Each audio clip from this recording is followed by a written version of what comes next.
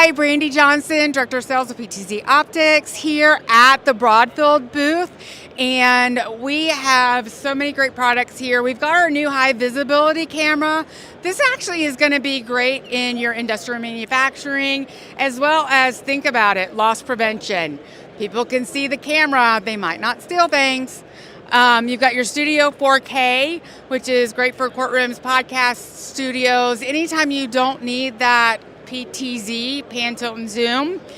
We have our SuperJoy controller, can control up to 250 cameras, 250 presets, and it also has custom buttons. It is agnostic, so you can actually use it with other camera brands, which we, of course, don't want you to. And then you've got your Move 4K 30 times zoom. This bad boy will go up to 60 times zoom digitally and actually give you a great image. What we've added into our product is voice tracking in our Move 4K, so you can get voice tracking with any of your mics, Shure, Sennheiser, rAVe, Audio-Technica. And then we also have our Move SE. Some cool promotion that Broadfield is offering is 3 cameras, and you get this Elgato Stream Deck XL for free. So this is an InfoComm special. It's running till the end of the month. Also, you can check our booth out at N8227.